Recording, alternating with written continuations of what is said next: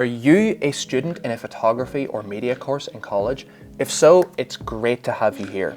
If you're into wildlife photography, particularly of birds, then that is even better, as this video topic discusses how to edit a wildlife photo and learn about some of the settings in Lightroom in the process.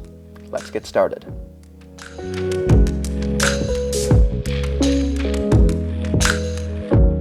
You yourself may have taken a lot of wildlife photos and you really want to edit them to your liking, but you're not too sure how to go about it.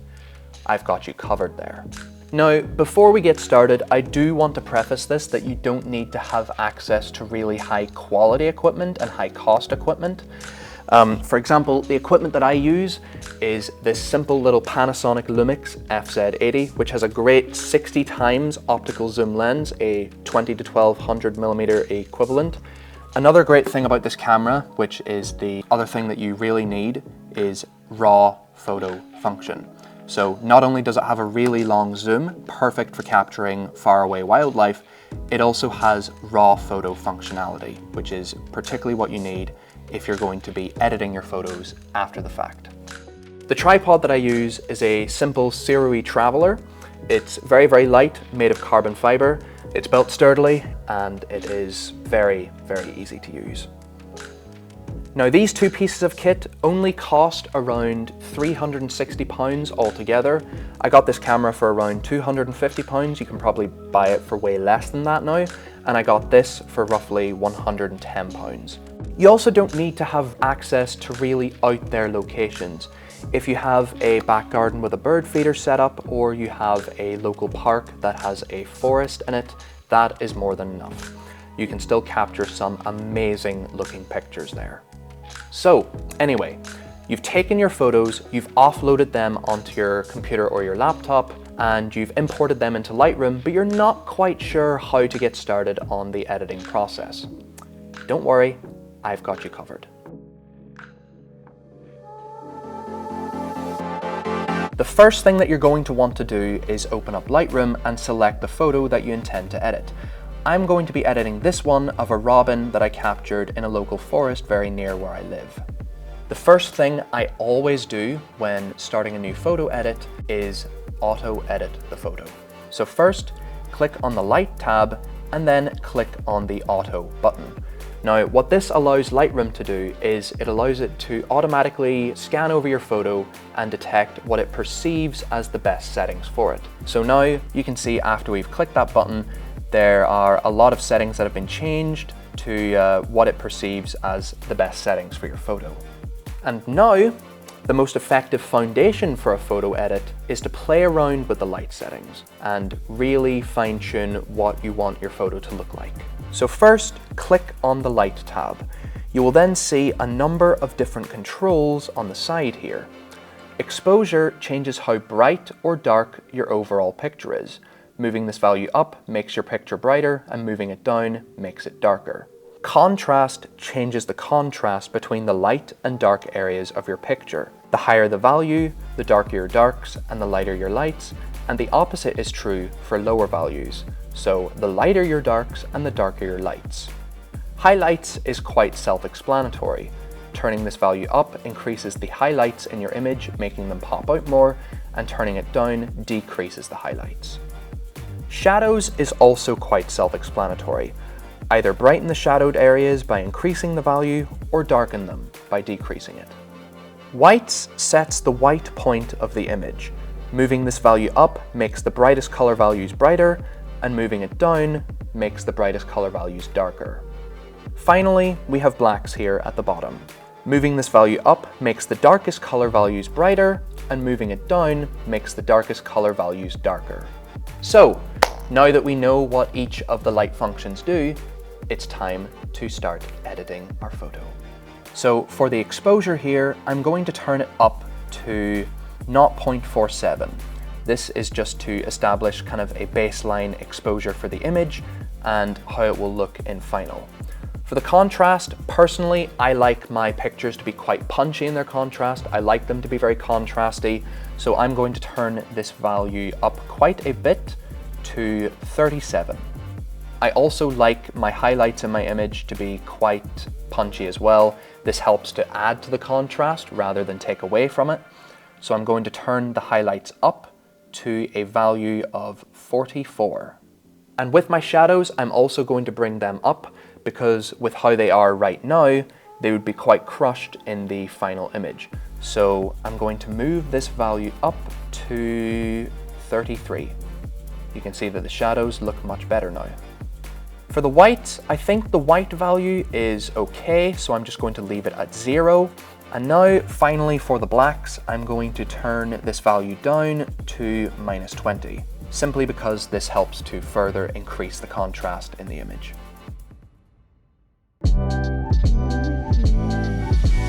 Now that we're done editing the light settings, it's time to move on to color settings.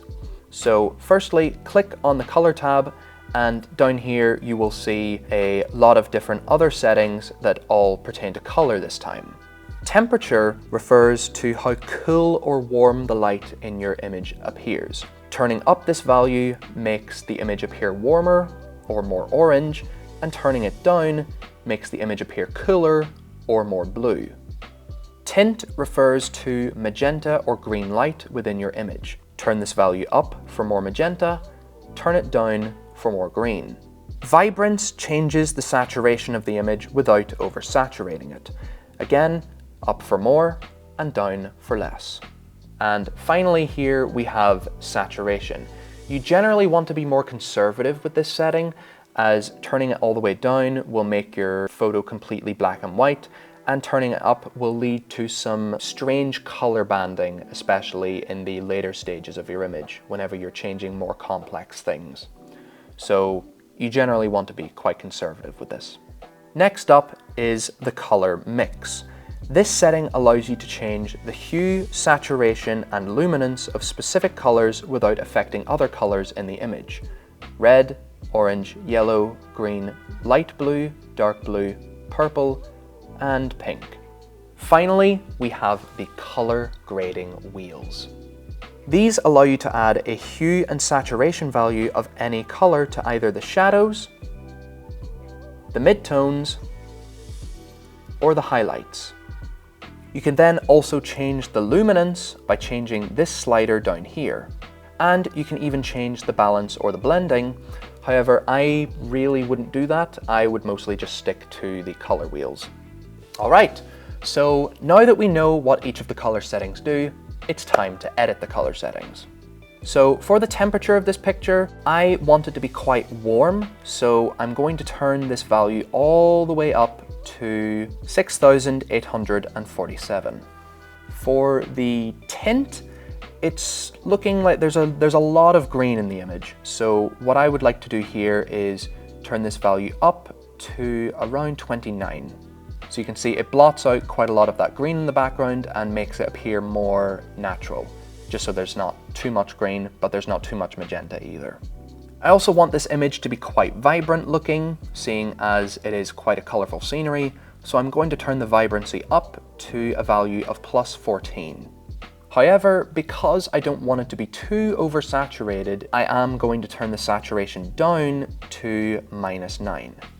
And now moving on to the color mix, the first color I'm going to affect is the red color, because I know that it won't really affect the chest here as much as the orange will, but it will affect it slightly, which is exactly what I want. I'm going to turn the hue down to a value of -55, and this will change that slightly. And I'm going to turn the luminance down all the way to -76. And this causes this to just darken slightly, but we will adjust it more when we now change the orange. So for the orange, I am going to affect the hue by turning it down to -28, and this is going to turn it into more of a true red. I am going to turn up the saturation to +35, and this will give it a nice, vibrant, saturated look. And I am also going to affect the luminance by turning it down slightly to a value of -6. All right, now, the final thing that we have to do for the color section is the color grading. This is my favorite part. So open up the color grading tab and you will see your color wheels here, shadows, midtones, and highlights. The first thing I'm going to do is affect the shadows. So I'm going to turn the hue to 196, and then I'm going to set the saturation to 23. So it's quite subtle, but it does add a nice effect there. Now for the midtones, instead of using a blue, I'm going to use the opposite end of the color wheel, which is yellow. I typically find that yellow and blue complement each other quite well in an image, so the midtones are going to be yellow. I'm going to set the hue value on the midtones to 57, and I'm going to change the saturation to 32. And now, finally, for the highlights, I am going to do the best of both worlds in that I'm going to add a slightly purple hue. So I'm going to move this hue value to 269, and I'm going to set the saturation to 28. So if you want to see the original image without any of the edits put on it, it's quite simple to do that, and all you have to do is click on the left / key. You will see at the bottom that it says showing original, and then simply let go of the key and it will show all the edits that we've put on it already. You can see already this image is looking quite good. Now, the next thing I like to do is crop my image. Come over here to the right hand side and click on the crop and rotate button, and you will see barriers appear around your image here. You will see a setting at the top that says aspect ratio. Typically, I would leave this on custom because I like to do my own cropping. And you will also see a setting that says crop overlay, and I like to leave this on thirds. So I'm going to crop my image by moving the right barrier over, like this. And I want to have it so that the robin's eye is on the thirds line. It's a very simple rule to follow, and where the third lines intersect is what are known as the rule of thirds points. And I'm going to crop up from the bottom here so that it's more direct and on the thirds line. So that's pretty much our cropping process done.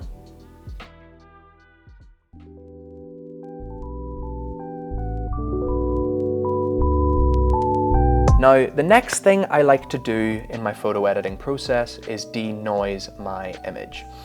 Typically, it depends on what kind of camera that you're using, but this little FZ80 here, because the sensor on it is so small, it's quite noisy. So I have to denoise my images every time I'm editing photos off of it. So come down to the detail tab and you will see a whole bunch of different settings pop up here. Sharpening is pretty obvious.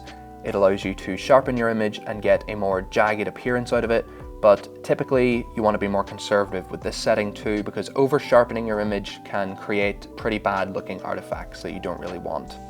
And the luminance value here is your actual denoising setting. So you can see if I turn it up and then leave it for a few seconds, you can see that the image gets quite denoised. So for this, I'm going to be quite conservative with how much I turn my sharpness up, but I am going to turn it up slightly to 50.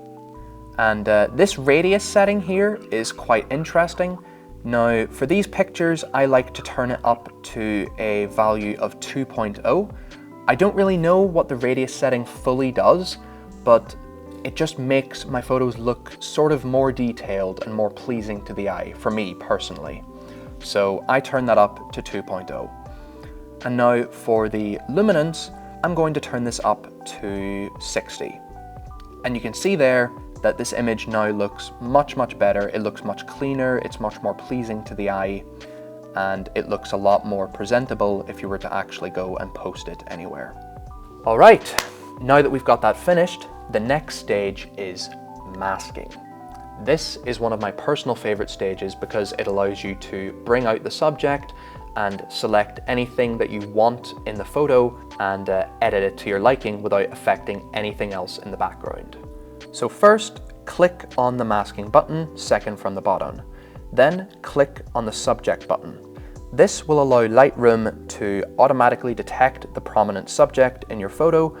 For wildlife photos, it's always a good idea to bring the focus to the animal itself. So you can see Lightroom here has properly detected that yes, this is the subject of the photo, but it has done it slightly wrong, as it does tend to. It's detected this branch here as being a part of the subject when in reality it isn't. But that's no problem, it's quite easy to remove. Simply click on the subtract button and then click on the brush button. And what this is going to allow you to do is remove any part of the selected mask without affecting anywhere else in the mask or the picture.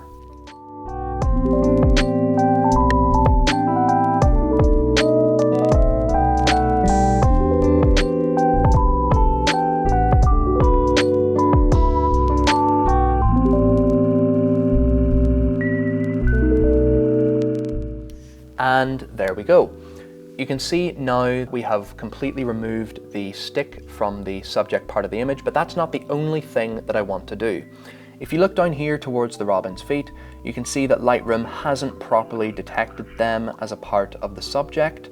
So what I'm going to do here is I'm actually going to press on Add, and I am going to use a brush mask once again, and this time we're going to do it over the feet.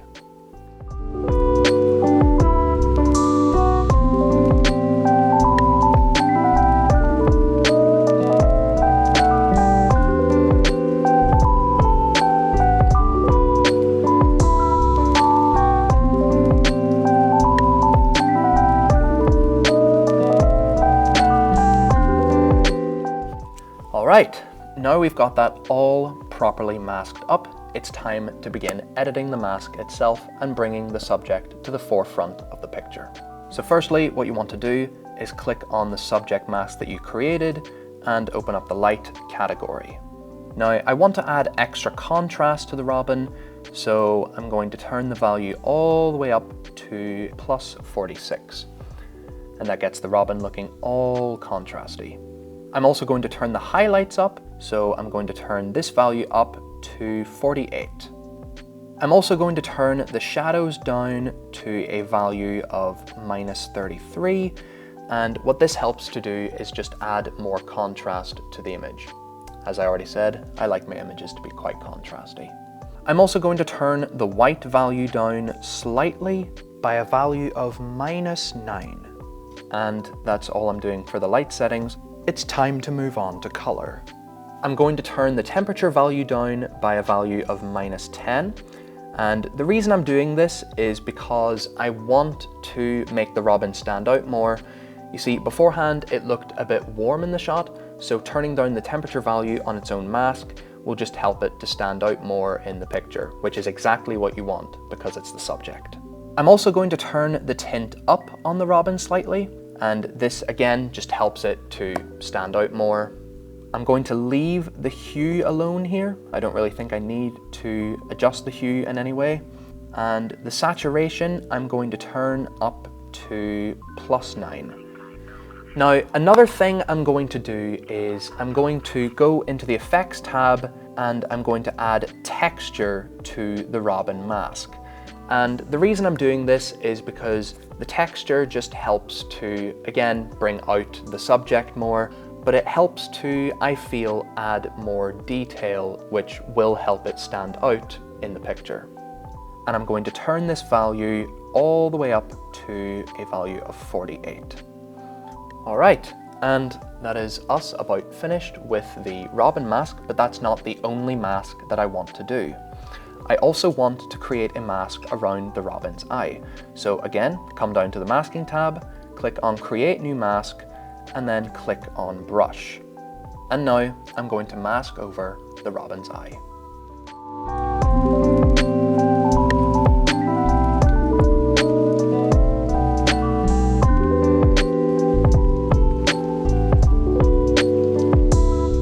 Now we have the eye masked over, it's time to edit.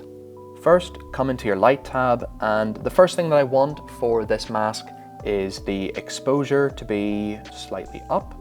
So I'm going to turn it up to a value of 0.76. The next thing, which will also help to bring out the eye, is by affecting the contrast setting. And I'm going to turn this down to minus 59. I'm also going to turn the highlights all the way up, because that will help to bring them out more on the eye. And the final thing I'm going to affect for this mask's light settings is the whites. I'm going to turn this value up to 47. And there we go. Our eye is looking nice and shiny. The final thing I'm going to affect is, because the eye looks quite cool, I'm going to turn up the temperature value of it to plus 29. And that just helps to reduce the blues and make it appear more natural in line with the rest of the photo. And now the final mask that I want to do is a radial gradient on the chest of the robin to help bring out more of the highlights around there. So again, come to your mask tab, click on Create New Mask, and then click on Radial Gradient. And then draw out a small enough mask here, it's going to be circular, and then drag it down to where you want that mask to be placed. In this case, I'm dragging it down onto the robin's chest. And what I'm going to do here is just quite simply turn up the highlights by a value of 80.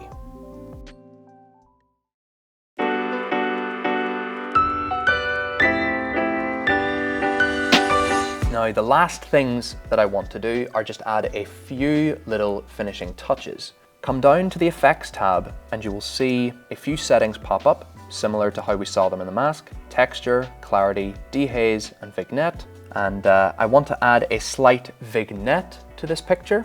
So I'm going to use a vignette value of -26, and then click on this side-facing arrow to bring the drop-down menu. I'm going to change the midpoint so that it's not as far in the center. The midpoint simply just changes where the vignette's midpoint is. It's quite self-explanatory. I'm going to change this setting to 61. I'm also going to change the clarity of the image. Now, clarity is a bit of a weird setting. It basically adds more contrast on the edges of pixels. I don't really know how else to properly explain that, but it does improve the look of your image if it's something that you want to add. So I'm going to add a slight value of it, 15. And I'm also going to reduce the dehazing of the image. Now, the dehazing setting is another quite self-explanatory setting.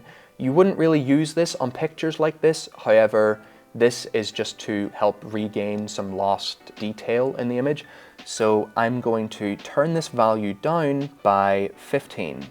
Now, again, you can go back and see your original photo at any time that you want to by simply clicking on the left slash and seeing the original, and then lifting your finger from it and seeing all the edits that you've applied to your picture. Okay, so the next thing I'm going to be doing, because I forgot to show this earlier on in the video, is I'm actually going to further change the color mixing settings. So come out of your Effects tab and come back into your Color tab, and the mixes that I'm going to be changing are the green and the dark blue. So starting off with the green, I'm going to turn the hue up by +41. And the reason I'm doing this is to make the background greens appear more truly green. I feel like they looked a bit yellow beforehand. I'm also going to increase the saturation by +18, and I'm going to turn the luminance down by -37. And now, moving on to the dark blue setting, I'm going to turn the hue up by +33, and the reason I'm doing this is because it's going to affect this small band here along the side of the robin and make it appear a richer blue color. I'm also going to turn the saturation up by +25, and I'm going to turn the luminance down slightly by -9. And now, the final thing that I want to do is I want to add a color profile to the image. So at the top here, you'll see a setting that says Profile. Click on that and you'll see a small drop down appear with many different color profiles that you can pick from. Because this image is more akin to a portrait style, I'm going to use Adobe Portrait. And there we go. The photo is now finished. If you did follow along with this, I do hope you enjoyed, and I also hope you learned something. One final closing note, do remember that everything I've taught you here can be applied to all types of photos, not just wildlife photos. Thank you all for watching, and I hope to see you again soon.